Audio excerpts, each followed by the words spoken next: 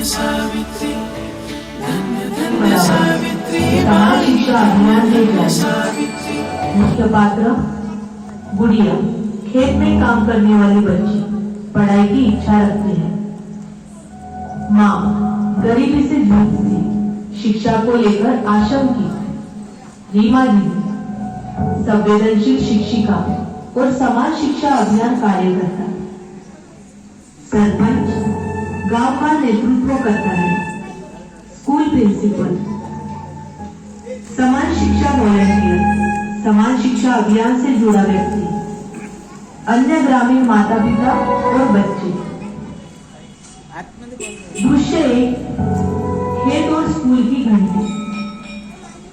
गुड़िया खेत में काम कर रहे हो, दूर स्कूल की घंटी बजती है। गुड़िया स्वर से बड़बड़ाती हुई,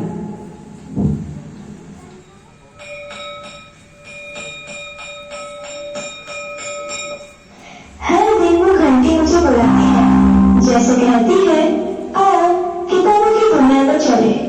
पर मेरे हाथ में तो मिट्टी है, कॉपी नहीं।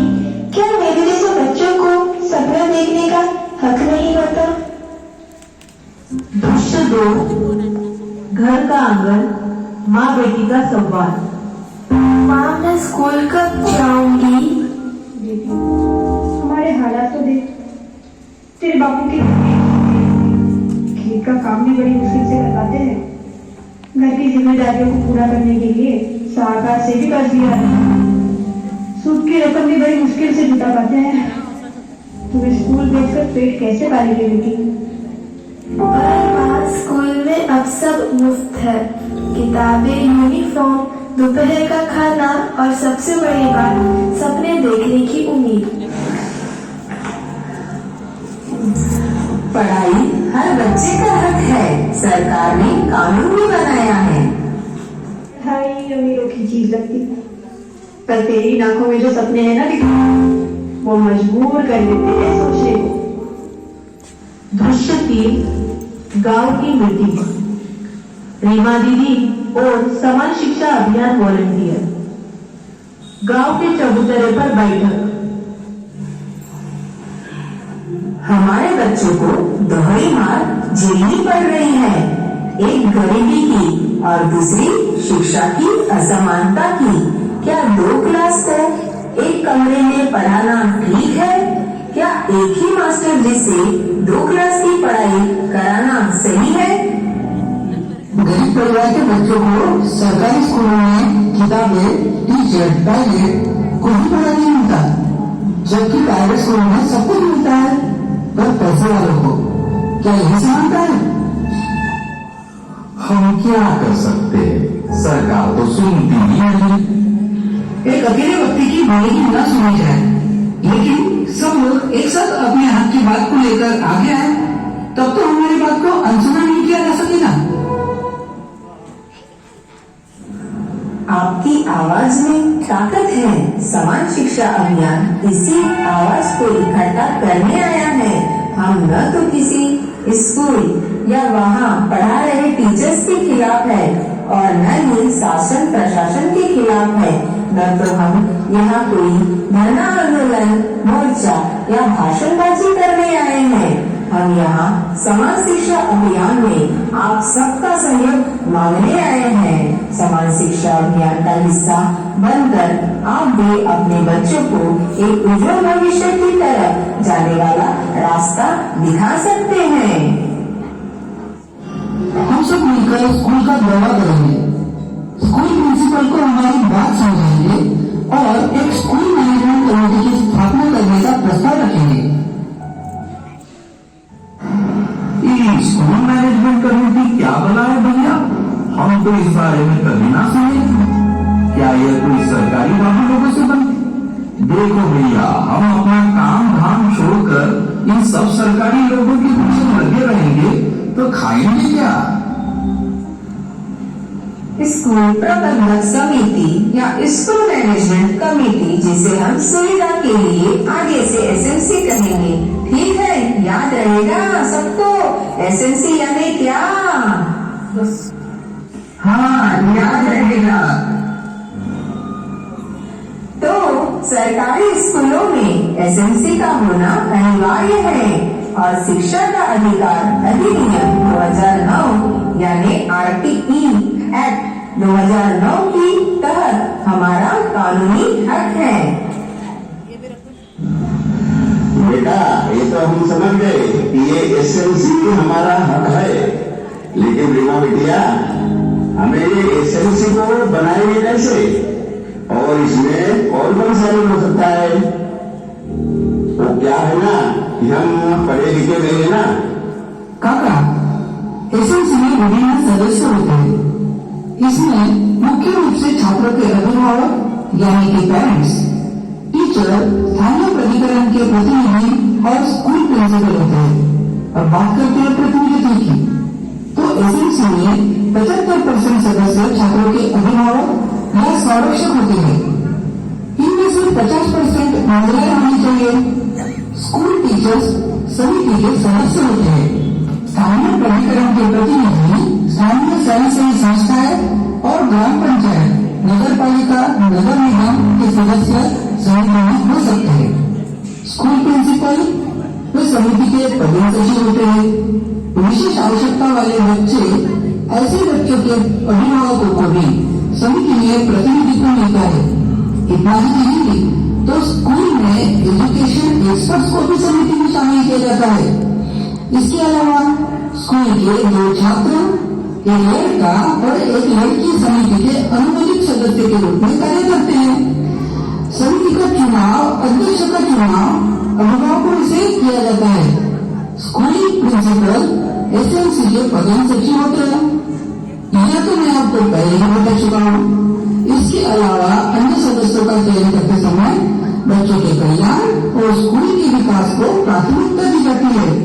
तो आप समझे ना कि एसएमसी आप सबको और स्कूल को मिलाकर बनाना है और इसके लिए कोई सरकारी वालों को बुलाने की आवश्यकता नहीं है।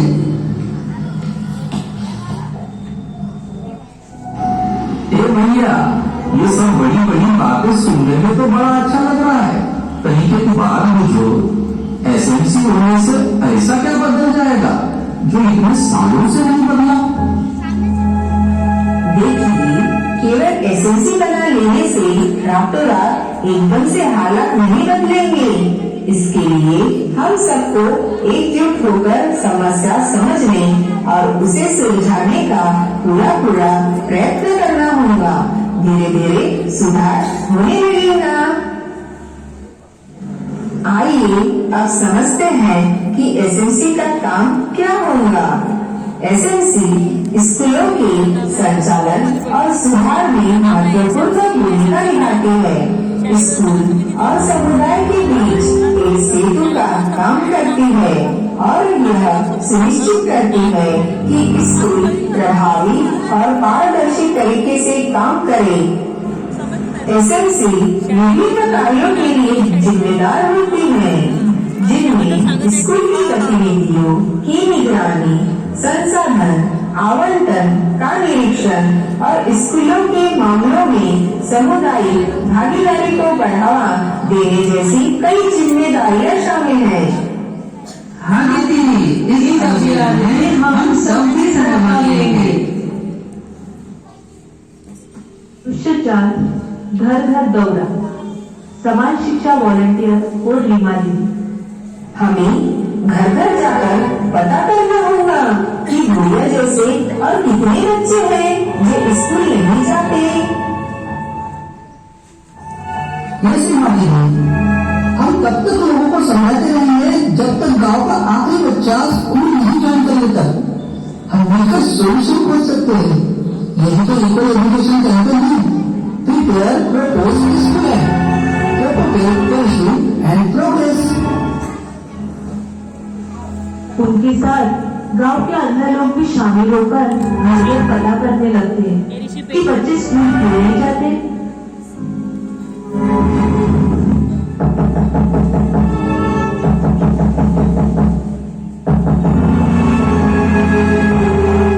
एक माँ गांव के लड़का तो पढ़ेगा, लेकिन लड़की वो तो शादी के बाद घर ही संभालेगी ना।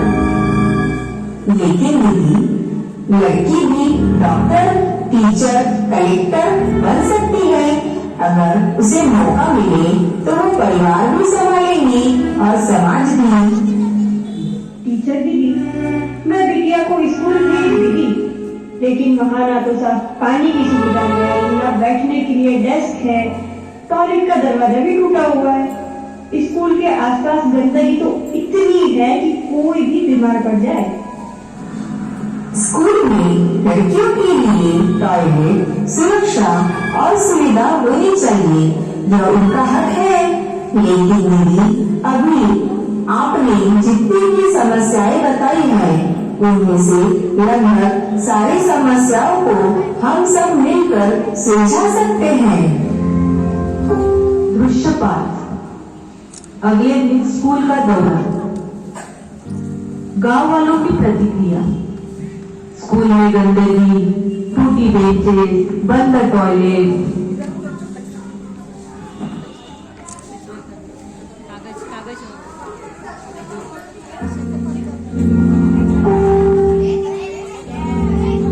ये है हमारे बच्चों का स्कूल। इसमें देखा जाए प्रिंसिपल है हम भी जानते हैं स्कूल की स्थिति में सुधार हो, लेकिन आप तो जानते हैं कर्मचारियों की कितनी कमी है।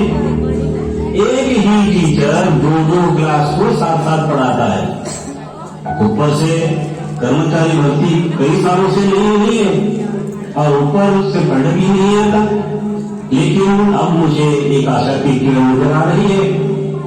आप सब साथ देंगे तो हम सब मिलकर सुधार ला सकते हैं। यही तो मौका है। हम सब मिलकर एक इक्वल एजुकेशन टीम बनाएंगे, जिसमें सबकी भागीदारी से हम आवश्यक कामों की सूची बनाकर उन कामों को पूरा करेंगे जो स्थानीय स्तर पर सबकी मदद से पूरे हो सकते हैं। मेरे पास एक गैप एनालिसिस डॉक्यूमेंट है, जिसकी वजह से हमें सभी जरूरी कामों की सूची मिल जाएगी और जो काम सरकारी मदद के बिना नहीं हो सकते, उसके लिए एक प्रस्ताव पारित कर जिला स्तरीय अधिकारी को भेज दिया जाएगा। अब आप सबका क्या विचार है साथियों?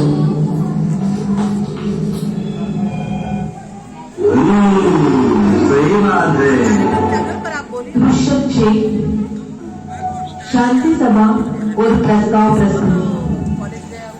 बच्चे, माँ बाप, गांववासी पोस्टर बैनर लेकर शांतिपूर्वक मार्च कर रहे हैं।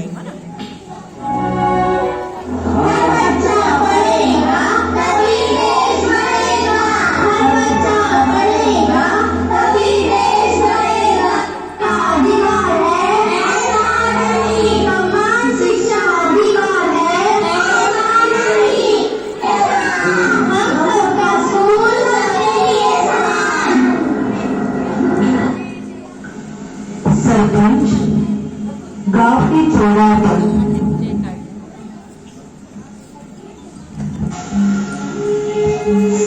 आज गांव की आवाज सरकार तक जाएगी। ये प्रस्ताव सिर्फ कागज नहीं, हमारे बच्चों का भविष्य। सरपंच सभी के सामने प्रस्ताव पढ़ते और प्रस्ताव सर्वमत से पारित कर दिया जाता है। हाँ, हमें भी ये प्रस्ताव मंजूर है। दृश्य 7। बदलाव की शुरुआत। स्कूल का रूपांतरण।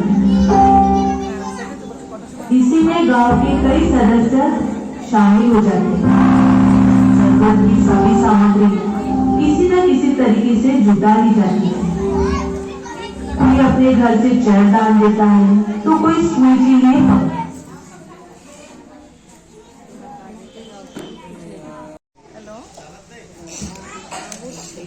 पंखा, किताबें सब है। अब पढ़ाई में मन लगता है, डर नहीं। तेरी यूनिफॉर्म देखकर लगता है जैसे मेरी भी कोई पहचान बन गई हो।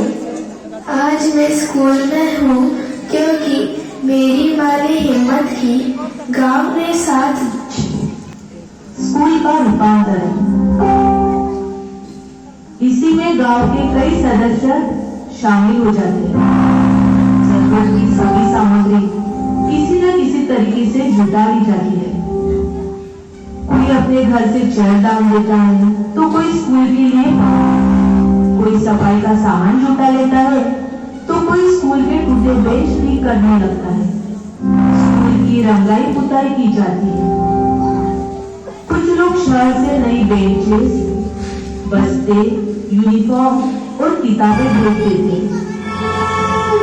टॉयलेट, टीचिंग मटेरियल, लाइब्रेरी, हर कोई अपनी अपनी तरीके से काम में जुट जाता है।